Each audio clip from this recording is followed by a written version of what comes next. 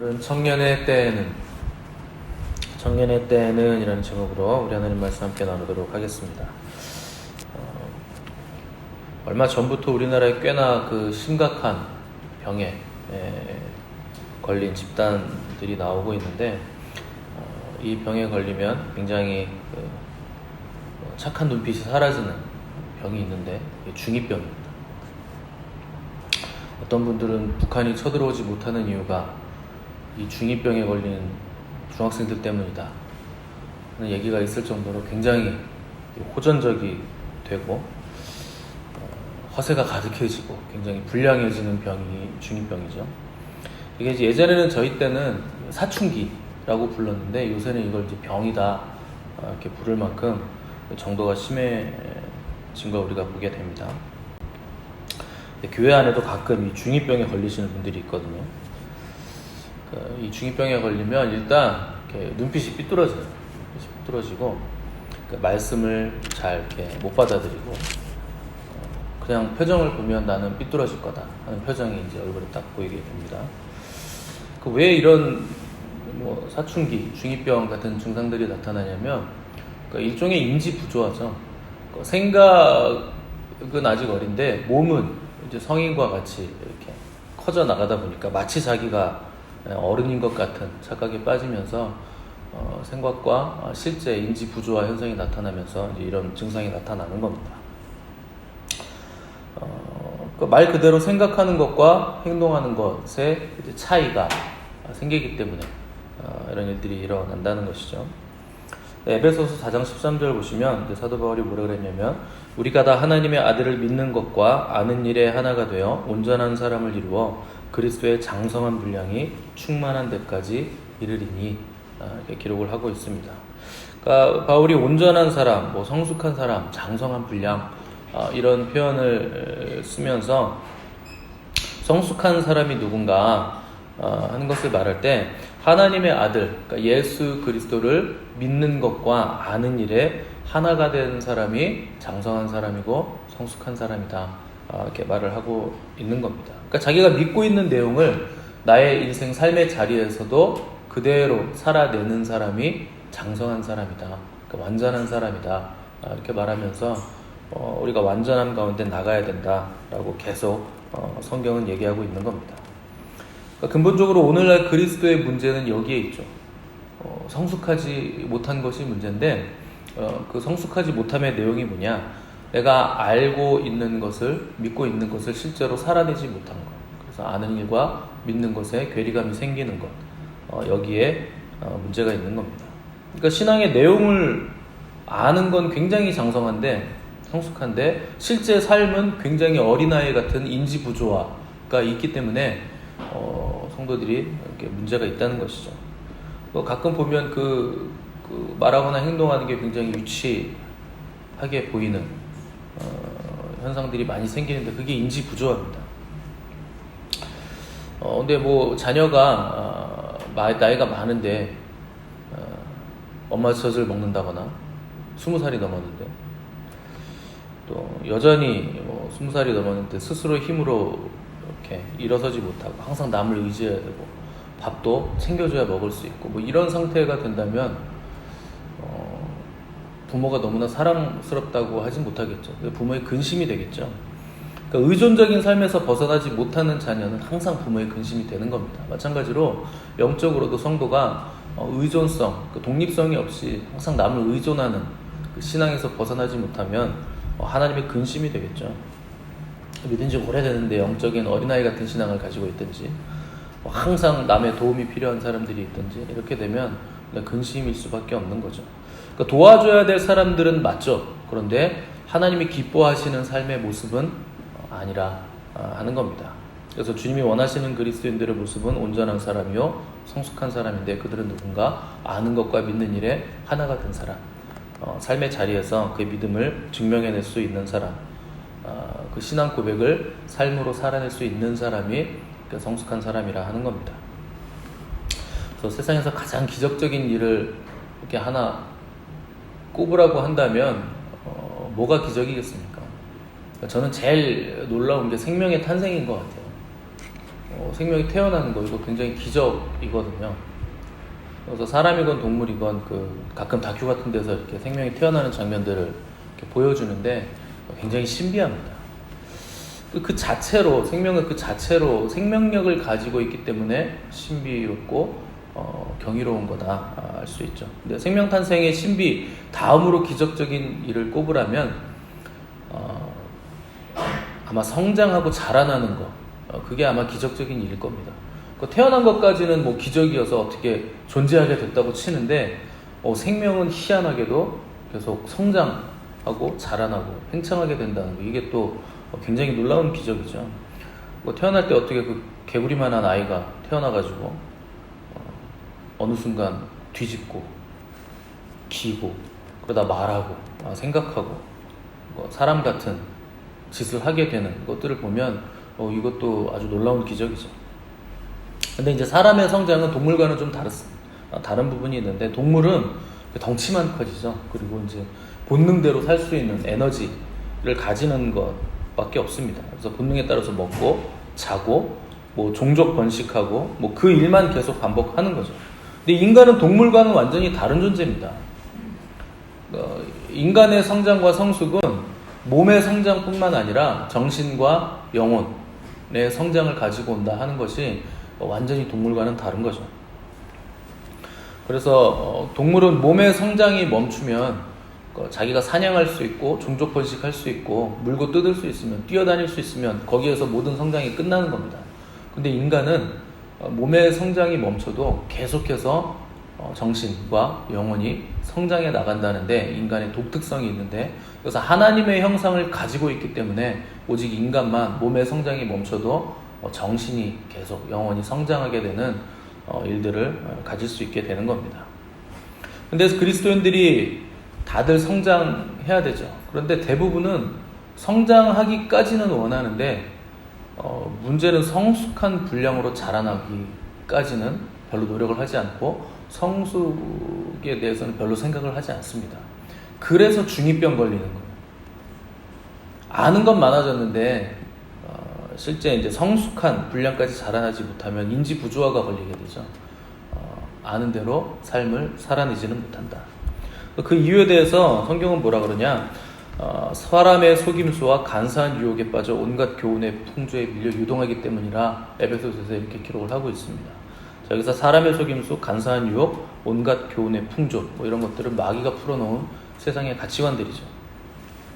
신앙이 어릴수록 이 마귀가 풀어놓은 세상의 가치관, 사람의 뭐 속임수, 간사한 유혹, 온갖 교훈의 풍조, 그러니까 세상적인 그 가치관, 뭐 사람이 뭐 이러려면 이래야 되는 법이지라는 진리가 아닌데 진리인 척하는 그런 거짓 가치관, 풍조에 빠져서 성숙하지 못하게 된다는 겁니다. 근데 교회는요, 그 어린 신앙, 이런 사람의 속임수와 간사한 유혹에 잘 빠지는 어린 신앙의 사람들을 성장해 나갈 수 있도록 인도해주는 중요한 역할을 하는 것이 바로 교회입니다. 그래서 성숙한 사람, 하나님 말씀에 반응하는 사람 한 사람만 있으면 그 사람을 중심으로 교회는 성장하게 돼 있거든요. 그래서 그렇게 하나님 말씀에 반응하는 사람을 에베소서에서는 사랑 안에서 참된 것을 하는 사람이라 이렇게 표현을 하고 있는데 오늘 사도 요한은 영적인 아비들이다. 우리가 어제 살펴본 그 아비들의 모습으로 그들을 표현을 한 겁니다.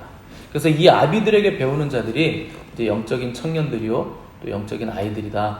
이렇게 사도 요한은 표현을 하고 있는 거죠. 오늘 13절 하반절 보시면 요한이 청년들, 그러니까 이건 이제 뭐 나이의 청년들을 포함하고 있지만 사실은 영적인 영역에서의 청년들을 얘기하는 겁니다. 13절 하반절, 청년들아 내가 너희에게 쓰는 것은 너희가 악한 자를 이기었음이라 이렇게 기록을 했습니다. 청년들의 특징이 뭐냐? 청년들의 특징은 악한 자를 이긴다 라는 게 청년들의 특징이라는 거예요. 그래서 청년들은 영적으로 아비들과 사실은 거의 대등한 위치에 있는데 그러니까 영적으로 청년들이 아비들과 대등한 위치에 있는 이유는 그들의 그 강함 때문에 대등하다 이렇게 표현을 하는 겁니다. 근데 대등한 위치에 있긴 하지만 아비들에 비해서 그 영적인 성숙이라든가 그 견고함, 흔들리지 않음 이런 것들은 좀 부족한 사람들이 영적인 청년들입니다. 그런데 이런 청년들의 특징에 대해서 이기는 것이 청년들의 특징이다 사도 요한이 이렇게 기록을 했습니다. 자, 왜 이기는 것이 특징이냐? 여러분, 한 국가에서 전쟁이 날 때 전쟁을 누가 합니까? 청년들이 하죠. 그 전쟁은 이기려고 합니까? 지려고 합니까? 이기려고 하는 거죠. 그래서 청년들의 특징은 전쟁을 수행하는 세대이고, 그 전쟁을 수행하는 세대들의 특징은 이기는 것에 그들의 특징이 있다 하는 의미에서 청년들의 특징을 이기는 것에 있다고 사도 요한이 지금 표현을 하는 것이죠. 그러니까 영적인 청년들의 존재 이유는 싸우기 위해서 존재한다는 겁니다. 그러니까 그리스도의 군사들로서 교회의 신앙을 지키기 위해 싸움을 위해 존재하는 세대들이 청년들이다. 영적인 아비들은 흔들리지 않고 멀리 볼 수 있는 영적인 안목을 가졌지만 결국에는 무대에서 사라질 세대들입니다. 그러니까 아비들의 자리까지 간 사람들은 이미 인생 말년에 있는 사람들이잖아요. 그래서 그들은 결국 무대에서 사라질 세대들이죠. 그래서 모세가 비스가산에서 멀리 그 약속의 땅 가나안 땅을 바라보기는 했죠. 그 영적인 안목을 가지고 먼 곳까지 바라볼 수 있는 사람이 모세였죠. 그런데 가나안 땅에 들어가서 전쟁을 하는 세대는 여호수아 세대입니다. 모세는 전쟁하는 세대가 아니에요. 그래서 여호수아가 이끌었던 세대가 바로 청년의 세대들이죠. 근데 광야 1세대가 약속의 땅에 들어가지 못한 이유는 그들이 하나님과 맺은 언약, 그 말씀을 지키지 않았기 때문입니다. 그래서 1세대는요, 집단적으로 하나님을 원망하고 불평하면서 결국 광야에서 다 죽었습니다. 그래서 모세가 이 1세대들의 그 원망과 불평을 보면서 광야 2세대들을 이제 말씀으로 잘 양육하기 시작합니다. 그러니까 말씀을 지키지 않으니까 이 말씀 교육을 잘 해야 되겠다 해가지고 2세대들은 말씀으로 잘 교육을 한 거죠. 그래서 그 핵심 내용이 뭐냐? 신명기죠. 모세가 이제 광야의 2세대들이 가나안 땅에 들어가려고 하는 그 때에 신신당부하는 말씀. 그래서 모세의 3편의 설교가 들어가 있는 내용이 신명기에 나오는 내용입니다. 그래서 말씀으로 훈련받고 잘 양육받은 이 세대들은 여호수아가 이끌어서 결국 가나안 땅에 들어갑니다.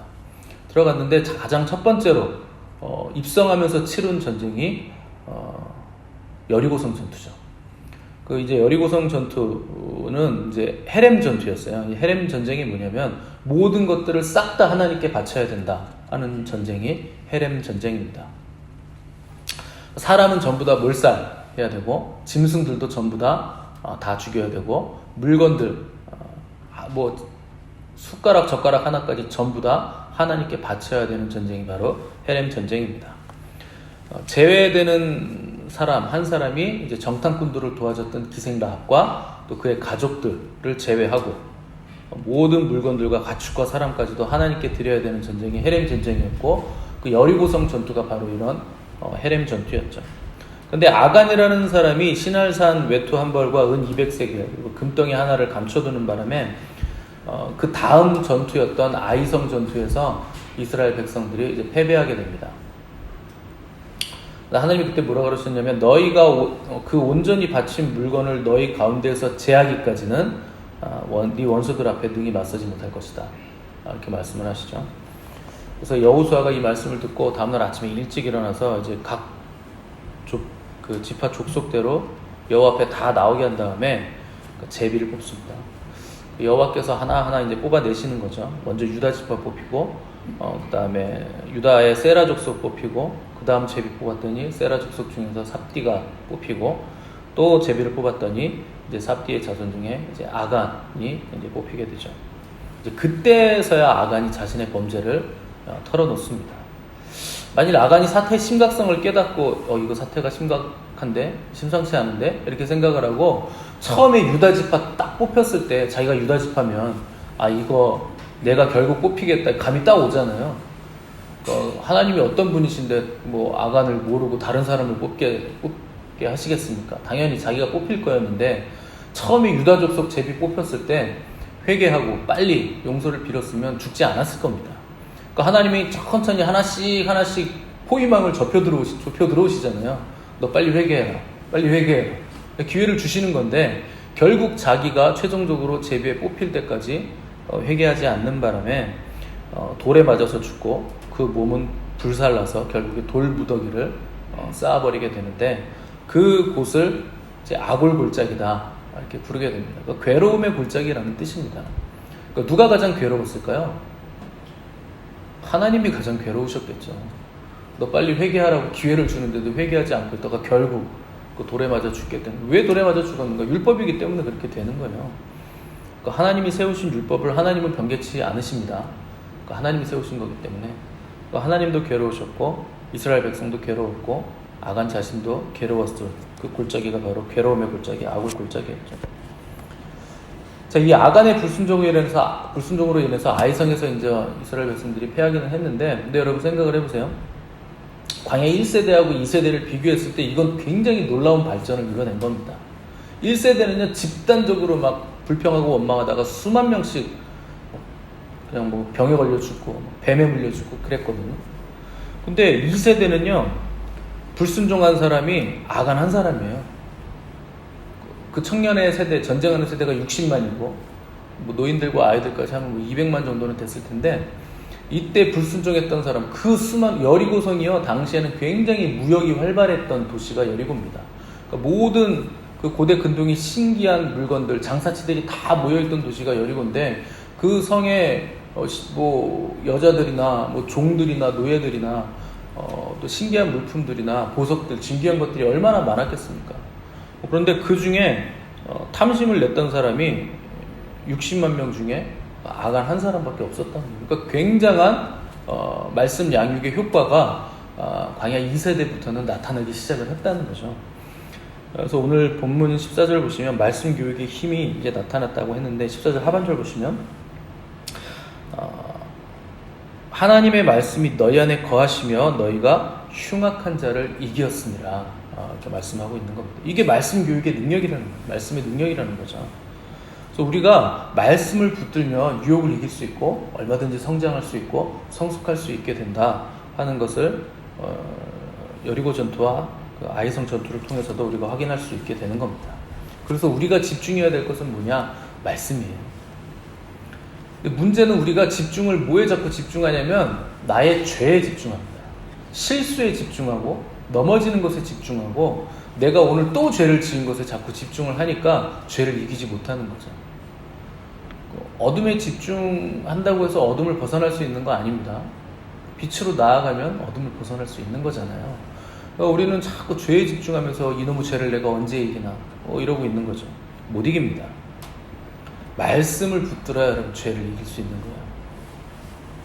그 사람이 병에 걸리면 병에 집중하는 건 바보 같은 사람이에요. 치료에 집중을 해야죠. 의사가 치료에 집중을 해줘야지 환자를 보면서 아이고 병에 걸렸네, 큰일 났네, 저거 내가 어떻게 해야 되나, 병세가 날로 심해지네, 큰일 났네 이러고 있으면 그 의사는 의사하면 안 되죠. 치료에 집중하는 사람이 의사잖아요. 그러니까 우리도 마찬가지입니다. 그래서 영적으로 문제가 있는 그리스도인의 첫 번째 특징은 말씀을 먹지 않습니다. 그 문제가 있는 그리스도인이 그 어른이든 어린이든 병에 걸리면 가장 먼저 나타나는 게 식욕이 없어지는 거잖아요. 그러니까 그리스도인들이 병에 걸리면요 말씀을 먹지 않습니다. 식욕이 떨어져요. 왜요? 다른 걸 먹고 있으니까. 다른 거 먹으면 밥 안 먹어요. 평생 예수님 믿었는데 말씀을 사모하는 마음이 없다? 이거 굉장히 심각한 신앙의 노선을 지금 가지고 있는 겁니다. 평생 그렇게 했다? 굉장히 심각한 병에 걸린 거예요. 믿음 연수는요 아무런 상관이 없어요. 그 믿음의 모습에 지금 어떤 모습을 가지고 있느냐. 30년 40년을 믿었는데 1년에 성경 한 번도 안 읽는다? 굉장히 심각한 병에 걸린 겁니다. 그건 믿음을 가지고 있는 사람이 아닌 거예요. 평생 예수님을 믿었는데 어떻게 예수님이 말씀이신데 말씀을 사모하지 않는가? 심각한 문제죠. 문제가 아니죠. 그건 영혼의 병이 든 겁니다. 그 불치병이에요. 계속 그렇게 안 먹으면 결국 죽게 됩니다. 당연한 거예요. 우리가 새 생명을 얻은 이유는 하나님의 입에서 나오는 말씀 때문입니다. 그럼 우리가 성장하고 자라나는 것도 뭘로 성장합니까? 말씀으로 성장하게 돼 있죠. 탄생부터 말씀으로 하나님이 빛이 있으라 하시니 빛이 있었고 이렇게 해서 탄생이 창조가 일어난 건데 말씀을 먹지 않는다? 그러면 성장이 일어나지 않고 성숙도 일어나지 않게 되는 거 당연한 겁니다. 자꾸 우리는 대체품을 먹는 거예요. 말씀이 아닌 유사 말씀을 먹는 거죠. 그래서 뭐 설교 듣는 것으로 내가 말씀을 먹는다고 착각을 하는 거죠. 그리고 교회 나가서 주일에 와서 뭐 기도하는 것으로 내가 지금 기도하고 있다고 착각하고, 여러분 그거는 하나님께 드리는 거지 지금 내가 신앙생활을 하고 있는 게 아니에요. 교회 그 주일에 나와서 하는 모든 것들은, 그 예배는 여러분들의 개인 신앙 성장을 도울 뿐이지 그게 여러분들의 영성이 될 수는 없는 겁니다. 여기서 말씀 듣고 여기서 기도하는 거, 여기서 찬양하는 거, 그게 전부가 될 수는 없는 거예요. 여러분들의 삶의 자리에서 기도하고 찬양하고 경배하고 말씀을 읽어야 그게 나의 신앙이 되는 겁니다. 그래서 그리스도인들이 예수님 믿긴 믿는데 맨날 지치고 탈진하고 세상에 나가서 얻어 터지고 들어오는 이유가 뭐냐? 말씀 붙들지 않기 때문이에요. 개인적인 영성 관리를 하지 않기 때문이죠. 여러분, 어느 자녀들이 맨날 세상에 나가서 얻어 터지고 오는 거 기뻐하는 아버지가 있겠습니까? 어느 아버지가. 그러니까 하늘 아버지도 마찬가지죠. 맨날 마귀에게 얻어 터지고 오는 자녀.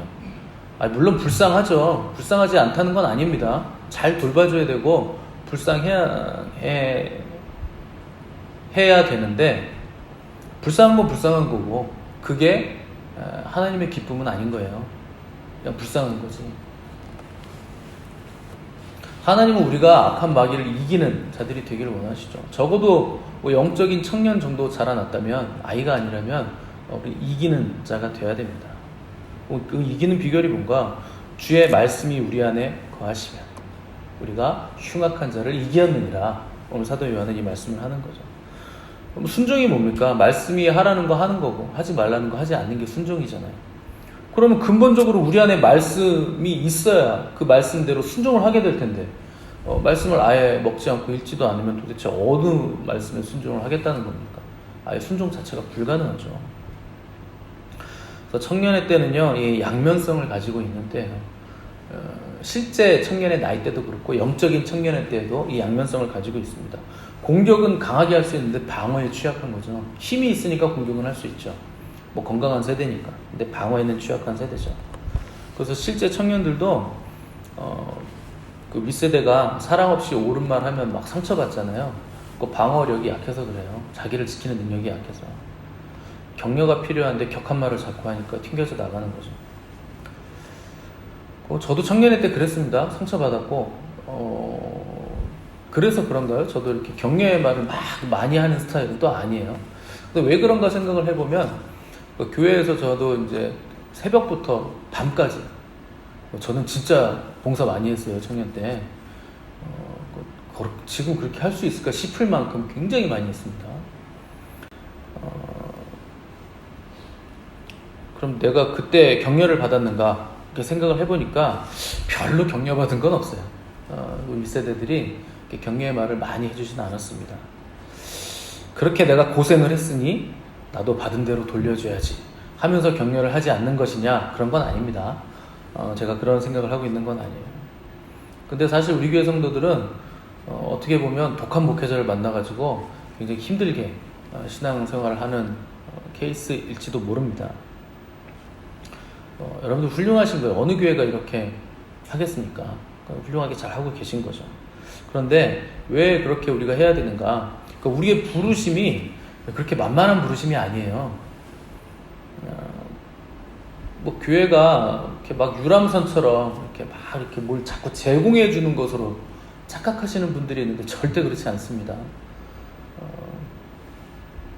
그래서 어떤 분들은 뭐 일주일간 세상에서 힘들었는데 교회 와서 좀 편하게 있읍시다. 그 말씀, 좋은 말씀 잘 듣고 맛있는 거 먹고 서로 이렇게 잘 교제하면서 좀 아름다운 교제 가지고 그래야 우리가 세상에 나가서 또 살 힘을 얻을 거 아닙니까? 이렇게 간혹 얘기하시는 분들이 있는데, 저는 그분들은 그 종교를 옮겨주셨으면 좋겠습니다. 기독교는 그렇게 하는 종교가 아니에요. 종교가 아닙니다, 기독교는. 교회는요, 그런 무슨 안락함을 제공하고 편안함을 제공하는 것이 아닙니다. 그러려면 무슨 천주교 쪽이나 이렇게 산에 있는 쪽으로 가셔야 돼요. 불교 쪽이 아주 경치가 좋고 공기도 좋고 절밥, 야채 이렇게 많이 들어가 있는 거 비벼서 드시고 그렇게 하시는 대로 가셔야 돼요. 교회는요 절대 유람선이 아닙니다. 우리는요 군함이에요. 여러분들 한 사람 한 사람이 군인이지 여러분 여기서 유람하시려고 하면 안 됩니다. 영적으로 깨어서 나의 자리를 지키는 그 자리가 있으셔야 돼요. 근데 그 중에 한 사람이라도 자기 역할을 안 한다? 그럼 지는 거예요. 다 죽는 겁니다. 패배하는 거죠. 그래서 제가 선장이 좌연으로 틀어라, 그리고 뭐 우측 올려서 15도 각도로 쏴라 그랬는데 포탄이 안 나가요. 그럼 터지는 거예요. 그 배는 그냥 공격당해서 터지는 거예요. 포탄을 담당하고 있던 병사가 아유 뭘 이렇게 힘들게 사나 이렇게 생각하면서 이어폰 끼고서 명령을 듣지 않고 혼자 누워서 핸드폰 하고 있어요. 그러면 다 죽는 거예요. 그 병사 하나 때문에. 군함은 그런 겁니다. 근데 성경은요, 끊임없이 우리가 세상에 유람 왔다고 얘기하지 않고 전쟁하러 왔다 그래요. 군사로 소집받은 자가 자기 뜻대로 사는 자가 없다. 그렇기 때문에 우리가 신앙생활을 치열하게 해야 된다는 겁니다. 그게 만만한 부르심이 아니라는 거죠. 그래서 우리가 혹독하게 훈련을 하는 것이고 각자의 몫을 각자의 부르심에 맞게 다 감당을 해내야 된다는 겁니다. 그래서 마귀는요, 취약한 부분의 한 사람을 찾아내서 미끼를 던져요. 야, 너 저거 따먹어봐. 저거 맛있어. 저거 먹으면 하나님처럼 될걸. 미끼를 던지죠. 영적으로 청년의 시기 때 사람들은요, 아직 견고함이 없기 때문에 이런 유혹에 흔들릴 수밖에 없는 겁니다. 기준이 아직 제대로 형성되지 않았기 때문에. 그래서 시편 기자가 뭐라 그럽니까? 청년이 무엇으로 그 행실을 깨끗게 하리까? 주의 말씀을 따라 삼갈 것이니이다. 내가 주께 범죄치 아니하려 하여 주의 말씀을 내 마음에 두었나이다. 끊임없이 말씀을 내 마음에 둔다는 건 뭡니까? 외우고 읊조리고 계속 그 말씀을 읽고 또 읊조리고 반복한다는 거죠. 묵상이라는 건 내가 깊이 생각한다는 게 아니고 그 말씀을 계속 외운다는 거예요. 그 묵상이라는 단어 하가가 말씀드렸잖아요. 제가 시편 강의할 때 새가 구구구구구 계속 소리내는 그 묵상, 그게 하가입니다. 말씀을 외운다는 게 왜 중요하냐면 그걸 계속 암송하면서 소리를 내면서 내가 그걸 듣는 거예요. 믿음은 들으면서 나기 때문에 그래서 계속 소리를 내서 읽으라는 겁니다. 그래야 아직 미숙하고 부족하지만 명확한 기준, 말씀이 우리 안에 딱 심겨지기 때문에 그러면 흔들리지 않게 되고 유혹받지 않게 되고 이길 수 있게 된다는 겁니다. 우리가 말씀을 붙들면요, 그 말씀이 우리를 붙들어줘요. 그 말씀이 우리를 붙들어 주시고 내가 그 말씀을 붙들어야 넘어지지 않는 거고 넘어져도 다시 붙들고 일어날 수 있게 되는 거죠. 근데 말씀이 우리를 붙드는데 내가 그 말씀 붙들지 않으면 못 일어납니다.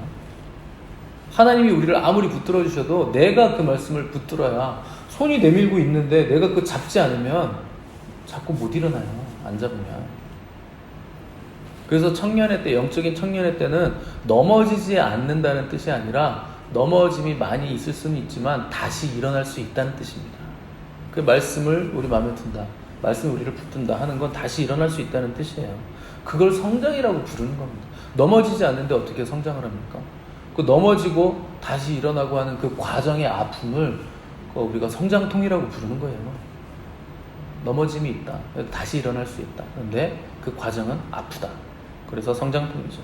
왜 우리가 자꾸 괴롭고 힘들고 때로는 포기하고 싶어질까요? 성장통이 아프니까 그렇죠. 아프십니까? 나도 아프다. 저도 여러분 아파하는 거 보면 아파요. 근데 성장통이 뭡니까? 나에게서 벗어나는 과정이잖아요. 그게 성장통이에요. 성장한다는 게 뭐예요? 나에게서 벗어난다는 거죠. 부모의 고마움을 알게 되고 내 동료의 소중함을 알게 되는 거. 맨날 나만 알던 그 어린아이가 성장통 과정을 거치면서 다른 사람 고마운 줄 알게 되고 챙길 줄 알게 되는 거. 그게 과정이죠. 자기 중심성을 탈피하는 과정. 탈피하려면 벗어나는 거잖아요, 나를. 그러니까 아프고 힘든 거죠. 그런데 반드시 그 과정을 거쳐야 성장이 일어나게 되고 성숙의 자리까지 나아갈 수 있게 된다는 겁니다. 사람들은요, 무슨 각오나 열정 같은 것으로 자기 존재감을 확인하고 싶어하고 자기 존재감을 드러내고 싶어합니다. 실력이 없어서 그래요. 그 마이크 타이슨이라는 사람이 이런 말을 했다고 하대요. 누구에게나 계획은 다 있다. 링 위에서 주어 터지기 전까지는. 그러니까 자기랑 싸우는 모든 선수들이 계획은 다, 그 인터뷰할 때 계획은 다 있었대요. 그래서 누구에게나 계획은 다 있지. 링 위에서 나한테 얻어 터지기 전까지는 다 그 계획대로 될 것 같지. 계획대로 안 된다는 거예요. 여러분, 권투 선수가요, 링 밑에서 아무리 철저하게 연습을 해도 링 위에 올라가서 한 대도 안 맞는 선수 보셨습니까? 타이슨이 한 대도 안 맞던가요? 무패의 알리라고 하는 그 복서가 한 대도 안 맞던가요? 무지하게 맞아요, 링 위에 올라가면. 여러분, 권투 선수가 실력이 언제 늘까요? 밑에서 체력 훈련하고 권투 훈련할 때도 늘겠지만 링 위에 올라가서 줘 터질 때 제일 많이 느는 거거든요, 실력이. 우리는요, 다 링 위에 올라갔는데 한 대도 안 맞기를 원해요. 그런 권투 선수가 어디 있습니까? 다 얻어 터지면서 배우는 거지. 그래가지고 예전에 축구 선수들은요, 무슨 한일전이라도 한다 그러면 축구장에 나오는데 어떻게 나오는지 아세요? 머리를 빡빡 밀고 나와요. 아니, 누가 머리 빡빡 밀고 축구하래요? 그게 무슨 뜻입니까? 기대에 부응은 해야 되는데 나 그런 실력은 없어. 그러니까 나 머리라도 빡빡 밀을게. 나 결연해. 나 정말 이기고 싶다. 이거를 얘기해 주는 거잖아요. 그래서 빡빡 밀고 나오는 거예요. 그게 실력은 아니죠. 실력은요, 부단한 연습을 통해서 얻는 거지 머리 빡빡 민다고 되는 거 아닙니다. 근데 그리스도인들이요, 실력을 키워야 되는데 내 일상에서 넘어지고 다시 일어나는, 그 말씀 붙들고 일어나는 그 과정, 성장통을 통해서 실력을 키워야 되는데 그냥 머리만 빡빡 밀겠다는 거예요. 과정을 거치지 않겠다는 거죠. 그냥 뛰어넘고 싶다는 거죠. 여러분이 무슨 피터팬입니까? 날라서 산에 올라가게? 산은요, 걸어서 올라가는 거죠. 그럼 산에 올라갈 때는 항상 이렇게 계속 올라만 가든가요? 골짜기를 만나면 내려가죠. 올라가다가 내려가다가 올라가다가 내려가다가, 마치 이러다가 내려가다가 내가 그냥 곤두박질 치는 건 아닌가 끝까지 라는 생각이 들 수도 있겠지만 결국 정상에 올라가 있습니다. 골짜기는요, 올라가는 과정 중에 만나는 거죠. 그러니까 여러분, 머리 빡빡 깎을 생각하시면 안 돼요. 그냥 과정을 치열하게 말씀 붙들고 견디셔야지. 그래야 실력이 느는 거지. 어떻게 그냥 점프를 합니까? 이렇게 말씀 붙들고 넘어져도 다시 일어나고 훈련을 계속 거치는 사람들이 그리스도인이에요. 그게 그리스도인들입니다. 그래서 하나님은 이런 사람들의 영혼을 아름답게 보시는 겁니다. 영적으로 청년의 시기에 있는 사람들은 아직 다 알지 못하는 시기고, 넘어지기도 하는 시기고, 다시 일어나고 또 괴롭고 힘든 시기지만 다시 일어나서 걸을 수 있는 그런 시기가 영적인 청년의 시기입니다. 여러분, 근데 청년의 시기는요, 인생 통틀어서 가장 찬란하고 아름답고 빛나는 시기예요. 그 넘어짐이 계속 반복되는 그때가 가장 찬란하고 아름다운 시기죠. 그래서 모든 영적 아비들이 된 사람들은 이 넘어지고 다시 일어나기를 반복하는 이 영적인 청년의 시기를 다 거친 사람들입니다. 때문에 여러분들이 영적인 아비의 자리에 가신다면 이 영적인 청년들을 위해서 기도를 해주셔야 되고 이끌어 주셔야 되는 것이고, 여러분들이 영적 청년의 시기에 지금 있는 사람들이라면 영적인 아비들을 본받고 배우고 따라가기 위해서 애를 쓰셔야 되는 겁니다. 그 과정 중에 넘어짐이 있더라도 말씀을 마음에 두고 이 말씀을 기준 삼아서 말씀을 붙들고 다시 치열하게 일어나는 그 성장통을 삶의 자리에서 겪어내셔야 되는 겁니다. 교회는 그렇게 장성한 사람과 자라나는 사람들이 함께 공존하는 곳이고 세워져 나가는 곳입니다. 그래서 가장 중요한 것은 뭔가, 내가 지금 말씀을 붙들고 있는가, 아니면 말씀 비슷해 보이는 어떤 유사 말씀을 붙들고 있는 건 아닌가 하는 것을 여러분 분별하셔야 됩니다. 우리가 승리할 수 있는 비결은 하나님 말씀 안에 거하는 것 뿐입니다.